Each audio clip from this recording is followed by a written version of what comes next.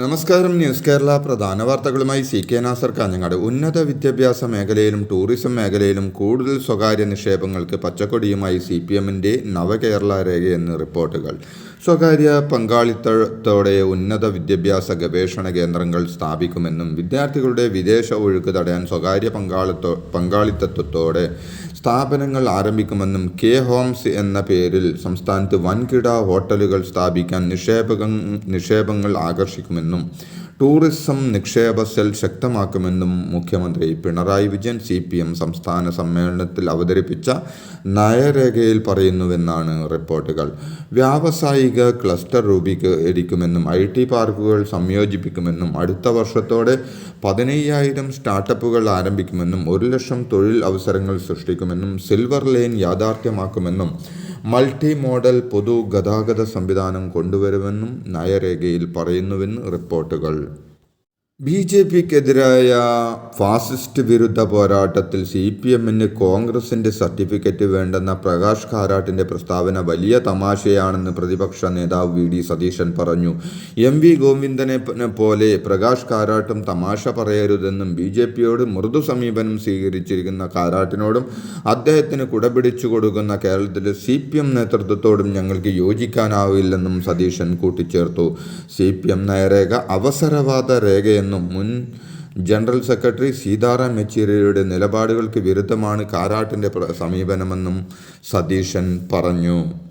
മലപ്പുറം താനൂരിൽ നിന്ന് ബുധനാഴ്ച കാണാതായ പെൺകുട്ടികളെ മുംബൈ ലോണോവാലയിൽ നിന്ന് കണ്ടെത്തി. താനൂർ ദേവദാർ സ്കൂളിലെ +2 വിദ്യാർത്ഥിനികളെയാണ് ട്രെയിനിൽ സഞ്ചരിക്കവേ റെയിൽവേ പോലീസ് കണ്ടെത്തിയത്. മൊബൈൽ ഫോൺ ലൊക്കേഷൻ പിന്തുടർന്ന് കേരള പോലീസ് നടത്തിയ അന്വേഷണം വിജയം കാണുകയായിരുന്നു. കേരള പോലീസ് നൽകിയ വിവരങ്ങൾ പിന്തുടർന്ന് റെയിൽവേ പോലീസ് നടത്തിയ അന്വേഷണത്തിലാണ് ഇവരെ ചെന്നൈ എഗ്മോർ എക്സ്പ്രസിൽ നിന്ന് കണ്ടെത്തിയത്. വൈകിട്ട് 4 മണിയോടെ മുംബൈ CST റെയിൽവേ സ്റ്റേഷനിലെത്തിയ പെൺകുട്ടികൾ രാത്രി 9 മണിയോടെ തങ്ങളുടെ മൊബൈൽ ഫോണിൽ പുതിയ സിം കാർഡ് ഇട്ടതാണ് ഇവരെ കണ്ടെത്താൻ പോലീസിന് നിർണായകമായത്. കുട്ടികളുടെ മൊബൈൽ ലൊക്കേഷൻ നിരീക്ഷിക്കുകയായിരുന്ന കേരള പോലീസിന് ഇവർ പുതിയ സിം ഫോണിൽ ഇട്ടപ്പോൾ തന്നെ ടവർ ലൊക്കേഷൻ ലഭിച്ചു. എന്നാൽ 10:45ഓടെ ഇവർ CSTയിൽ നിന്ന് ചെന്നൈ എഗ്മോർ എക്സ്പ്രസിൽ കയറി. 1:45-ന് ട്രെയിൻ ലോണാവാലയിലെത്തിയപ്പോഴാണ് റെയിൽവേ പോലീസ് പെൺകുട്ടികളെ പിടികൂടുന്നത്. ഇൻസ്റ്റാഗ്രാമിലൂടെ പരിചയപ്പെട്ട എടവണ്ണ സ്വദേശി അക്ബർ റഹീമിനൊപ്പമാണ് കോഴിക്കോട് നിന്നും ബുധനാഴ്ച ഉച്ചയ്ക്ക് താനൂരിലെ പെൺകുട്ടികൾ മുംബൈയിലേക്ക് പോയതായാണ് പോലീസിന് ലഭിച്ച വിവരം. കാണാതായ പെൺകുട്ടികളിൽ ഒരാൾ ആവശ്യപ്പെട്ടിട്ടാണ് യുവാവ് ഒപ്പം പോയതെന്നാണ് അക്ബർ റഹീമിന്റെ കുടുംബം പറയുന്നത്. വീട്ടിൽ ചില പ്രശ്നങ്ങളുണ്ടെന്നും കുടുംബത്തോടൊപ്പം തുടരാൻ കഴിയില്ലെന്നും വീട്ടിൽ നിന്ന് ഇറങ്ങിപ്പോവുകയാണെന്നും പറഞ്ഞപ്പോൾ യുവാവ് പിന്തിരിപ്പിക്കാൻ ശ്രമിച്ചെന്നും എന്നാലും സഹായിച്ചാലും ഇല്ലെങ്കിൽ താൻ പോകുമെന്ന് പെൺകുട്ടി പറഞ്ഞുവെന്നും കുട്ടിയുടെ ദുരവസ്ഥ കണ്ടാണ് റഹീം കൂടെ പോയതെന്നാണ് കുടുംബാംഗങ്ങൾ പറഞ്ഞത്. മലപ്പുറം താനൂരിൽ നിന്ന് കാണാതായ പെൺകുട്ടികൾ 4.5 മണിക്കൂറോളം സലൂണിലുണ്ടായിരുന്നുവെന്ന് മുംബൈയിലെ ബ്യൂട്ടി പാർലർ ഉടമ ലൂസി പറഞ്ഞു. അവരെ കാണാതായ വിവരമൊന്നും അറിഞ്ഞിരുന്നില്ലെന്നും കേരളത്തിലെ പോലീസ് സ്റ്റേഷനിൽ നിന്ന് ഫോൺ കോൾ വന്നപ്പോഴാണ് കാര്യം അറിഞ്ഞതെന്നും എന്നാൽ പോലീസ് വിളിക്കുന്നതിന് 15 മിനിറ്റ് മുമ്പാണ് അവർ ബ്യൂട്ടി പാർലറിൽ നിന്ന് ഇറങ്ങിയിരുന്നുവെന്നും ബ്യൂട്ടി പാർലർ ഉടമ പറഞ്ഞു. സംസ്ഥാനത്തെ യുവാക്കൾ പൊട്ടിത്തെറിക്കാൻ പോകുന്ന അഗ്നിപർവ്വതം പോലെയാണെന്ന് കോൺഗ്രസ് പ്രവർത്തക സമിതി അംഗം AK ആന്റണി പറഞ്ഞു. കേരളത്തിലെ യുവാക്കൾ ഇന്ന് നേരിടുന്ന തൊഴിൽ വരുമാനക്കുറവ് പ്രശ്നങ്ങൾ സ്റ്റാർട്ടപ്പ് കൊണ്ട് മാത്രം പരിഹരിക്കാൻ കഴിയില്ലെന്നും സ്വന്തം പാർട്ടി മാത്രം മതിയെന്ന നിലപാട് മാറ്റി സർക്കാർ ഉണർന്നില്ലെങ്കിൽ വലിയ അപകടത്തിലേക്ക് പോകുമെന്നും അദ്ദേഹം പറഞ്ഞു. ചെറുപ്പക്കാർക്ക് വരുമാനം വർദ്ധിപ്പിക്കാൻ സർക്കാരിന് ഒരു പദ്ധതിയുമില്ലെന്നും യുവാക്കൾക്ക് ജോലിയുണ്ടെങ്കിലും ആവശ്യത്തിന് വരുമാനമില്ലെന്നും AK ആന്റണി കൂട്ടിച്ചേർത്തു. ലോകത്തിലെ ഏറ്റവും വലിയ ടൂറിസം വ്യാപാര മേളയായി അറിയപ്പെടുന്ന ബെർലിൻ ITBയിൽ ടൂറിസം മേഖലയിലെ ഓസ്കാർ എന്ന് അറിയപ്പെടുന്ന the Golden City Gate award 2025 Keralam സ്വന്തമാക്കി.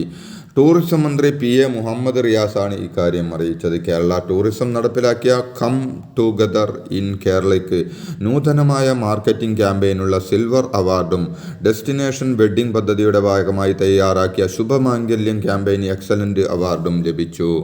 CPM സംസ്ഥാന സമ്മേളനത്തിന് കൊല്ലത്ത് തുടക്കമായി. ടൗൺ ഹാളിൽ കോടിയേരി ബാലകൃഷ്ണൻ നഗറിൽ ചേരുന്ന സമ്മേളനത്തിൽ 530 പ്രതിനിധികളാണ് പങ്കെടുക്കുന്നത്. ഇന്നലെ രാവിലെ മുതിർന്ന അംഗം AK ബാലൻ പതാക ഉയർത്തിയതോടെയാണ് പരിപാടികൾക്ക് തുടക്കമായത്. പിന്നീട് party PB coordinator Prakash Karat സമ്മേളനം ഉദ്ഘാടനം ചെയ്തു. പ്രവർത്തന റിപ്പോർട്ട് സംസ്ഥാന സെക്രട്ടറി MP ഗോവിന്ദൻ സമ്മേളനത്തിൽ വെച്ചു. ഇതോടൊപ്പം നവകേരള നയരേഖ മുഖ്യമന്ത്രി പിണറായി വിജയൻ അവതരിപ്പിച്ചു. കേരളത്തിലെ പാർട്ടി എന്നും മുൻനിരയിലാണെന്ന് PB കോർഡിനേറ്റർ പ്രകാശ് കാരാട്ട്. രാജ്യത്തെ പാർട്ടി നയം രൂപീകരിക്കുന്നതും നടപ്പാക്കുന്നതിനും കേരളത്തിൽ നിന്നാണെന്നും ബദൽ രൂപീകരണത്തിൽ പിണറായി വിജയനും ഇടത് സർക്കാരും പ്രശംസ അറിയിക്കുന്നുണ്ടെന്നും പ്രകാശ് കാരാട്ട് പറഞ്ഞു. കൊല്ലത്ത് നടക്കുന്ന CPM സമ്മേളനത്തിൽ സംസാരിക്കുകയായിരുന്നു പ്രകാശ് കാരാട്ട്. SDPIയുമായി ബന്ധപ്പെട്ട് കേരളത്തിലെ സംസ്ഥാന കമ്മിറ്റി ഓഫീസിലടക്കം രാജ്യത്തെ 12 കേന്ദ്രങ്ങളിൽ ED റെയ്ഡ്. കള്ളപ്പണം വെളുപ്പിക്കൽ കേസിൽ SDPI ദേശീയ അധ്യക്ഷൻ MK ഫൈസിയെ അറസ്റ്റ് ചെയ്തതിന് പിന്നാലെയാണ് പരിശോധന. തിരുവനന്തപുരം പാളയത്തുള്ള സംസ്ഥാന കമ്മിറ്റി ഓഫീസിലും ഒപ്പം മലപ്പുറം, ബംഗളൂരു, നന്ദ്യാൽ, താനെ, ചെന്നൈ, പക്വർ, കൊൽക്കത്ത, ലക്നൗ, ജയ്പൂർ എന്നിവിടങ്ങളിലും ആന്ധ്ര, ജാർഖണ്ഡ് സംസ്ഥാനങ്ങളിലും പരിശോധന നടക്കുന്നുണ്ട്. ഹവാല ഇടപാടുകളിലൂടെയും സംഭാവനകളുടെയും രൂപത്തിൽ പോപ്പുലർ ഫ്രണ്ട് ഭീകരപ്രവർത്തനങ്ങൾക്കായി ഇന്ത്യക്കകത്തു നിന്നും പുറത്തുനിന്നും പണം ശേഖരിച്ചെന്ന് എൻഫോഴ്സ്മെന്റ് ഡയറക്ടറേറ്റ്. PFIയുമായി ബന്ധപ്പെട്ട കേസിൽ ഇതുവരെ 61.72 കോടി രൂപയുടെ സ്വത്തുകൾ കണ്ടുകെട്ടിയെന്നും ED അറിയിച്ചു. അതോടൊപ്പം SDPIക്കും PFIക്കും ഒരേ നേതൃത്വം അണികളുമാണുള്ളതെന്നും SDPI തെരഞ്ഞെടുപ്പ് ഫണ്ട് നൽകുന്നത് പോപ്പുലർ ഫ്രണ്ടാണെന്നും ED വാർത്താക്കുറിപ്പിലൂടെ വ്യക്തമാക്കി.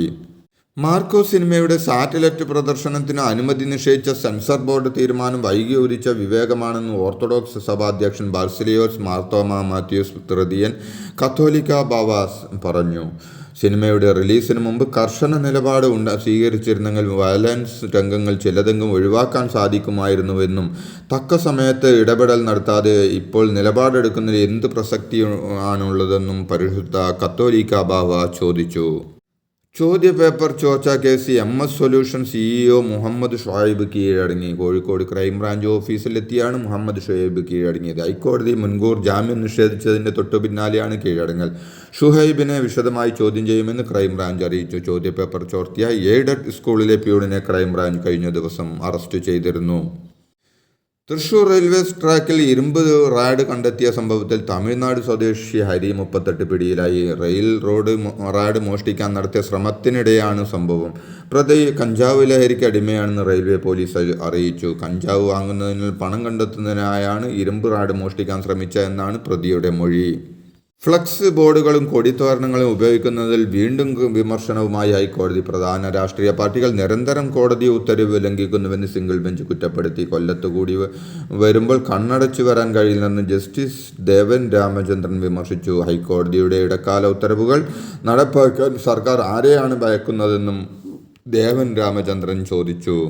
കോഴിക്കോട് വിമാനത്താവളത്തിൽ നിന്നുള്ള ഹജ്ജ് യാത്രയ്ക്ക് ഉയർന്ന നിരക്ക് ഈടാക്കുന്നതിനെതിരായ ഹർജിയിൽ ഇടപെടാൻ വിസമ്മതിച്ച് സുപ്രീംകോടതി. നിരക്ക് നിശ്ചയിക്കുന്നത് ന്യൂനപക്ഷകാര്യ മന്ത്രാലയമാണെന്നും നയപരമായ തീരുമാനത്തിൽ കോടതി അഭിപ്രായം പറയുന്നത് ഉചിതമാകില്ലെന്നും കോടതി നിരീക്ഷിച്ചു. ഇതോടെ ഇന്നത്തെ പ്രധാന വാർത്തകൾ സമാപിച്ചു. നന്ദി.